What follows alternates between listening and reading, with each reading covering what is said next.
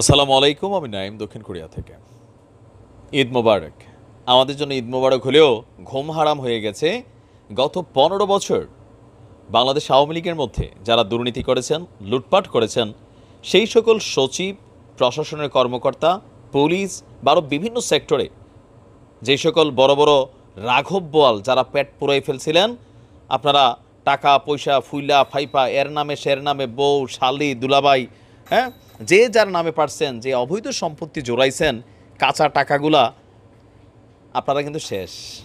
একটা সিস্টেম প্রণয়ন করেছে ডক্টর ইউনূসের সরকার, অ্যান্ড এটা খুবই ভালো একটা সিস্টেম। তবে এই ক্ষেত্রে বিশেষ কিছু নির্দেশনাও দরকার, কারণ অনেক মানুষ আছে তারাও আবার এটাতে বিপদে পড়ে যেতে পারে। তো সেই ক্ষেত্রে স্পেসিফিক নির্দেশনাটা আরেকটু গোছালো একটা নির্দেশনা দেওয়া দরকার বলে আমি মনে করি।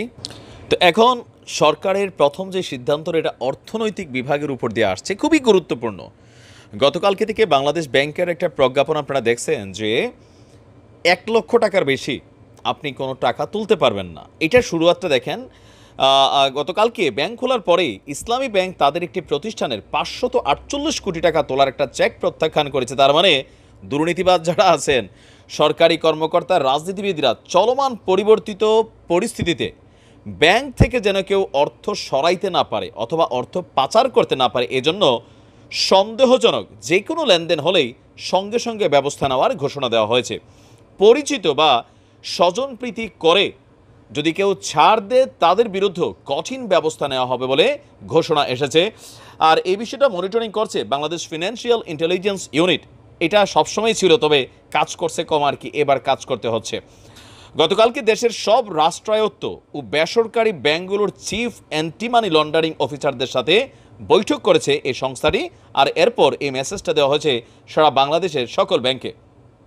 বৈঠক শেষে কর্মকর্তারা বলছেন, বৈঠকে কড়া বার্তা দিয়ে বলা হয়েছে দেশে এখন পরিবর্তিত পরিস্থিতি চলছে, ফলে অনেক দুর্নীতিবাজ সরকারি কর্মকর্তা ও রাজনীতিবিদ, সন্ত্রাসীরা অর্থ সরানো এবং অর্থ পাচারের চেষ্টা করবে। তাই এখন থেকে যে কোনো ধরনের লেনদেন, মানি লন্ডারিংয়ের সব নিয়মনীতি শতভাগ পরিপালন করতে হবে।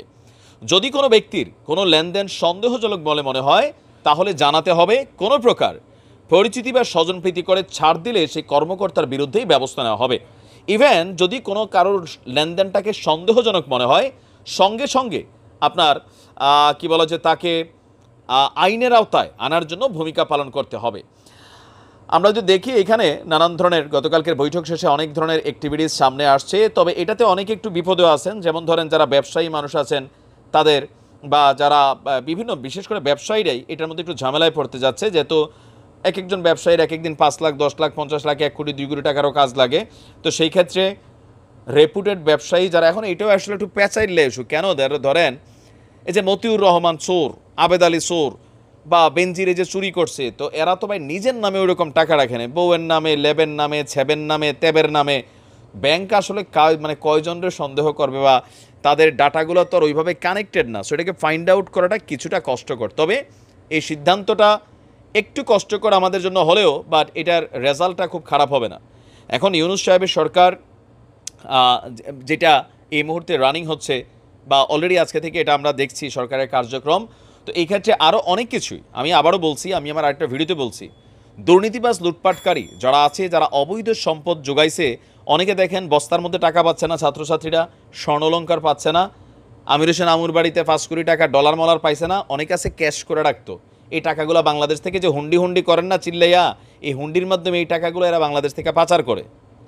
তো এগুলা হয়তো অনেকে পাচার করছে, বাকিগুলো যেন পাচার করতে না পারে, ইউনূস সাহেবের নির্দেশে আমাদের যেই ডিপার্টমেন্টগুলো তারা এই কাজটা করবে। আর পাশাপাশি আমরা মনে করি জনগণ এদের যে জায়গা জমি বাড়ি কোম্পানি প্রপার্টি, এগুলাকে সিজ করতে হবে রাষ্ট্রের, কইরা এগুলাকে জনগণের সম্পত্তি হিসাবে ঘোষণা করা, রাষ্ট্র নিজের দখলে নেওয়া, সেগুলোর মালিকানা হবে, সেখানে যারা কর্মচারী আছে তারা কর্ম করবে। কারণ হঠাৎ করে একটা প্রতিষ্ঠান বন্ধ হয়ে গেলে, আবার দুর্নীতিবাজের হোক ভালো মানুষের হোক, অনেকগুলো মানুষের রুটি রিজিক সেখানে কানেক্টেড থাকে। তো এমনি তো অনেক জায়গায় অনেক মানুষ এই মুহূর্তে বেকার হয়ে গেছে, তাই না?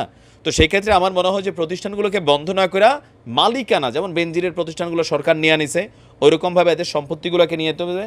জায়গা জমি যেগুলো আছে এগুলো বিক্রি করা, খাস জমি হিসাবে সরকার নিয়ে কেউর কাছে লিজে দিয়ে দোক, বিক্রি করে দোক, রাষ্ট্র পয়সা কামাবে, কারণ অনেক পয়সার দরকার। এক এক চোর হাজার হাজার কোটি টাকা চুরি করছে। আশা করি আমরা সব কিছু পরিবর্তিত হতে যাচ্ছে।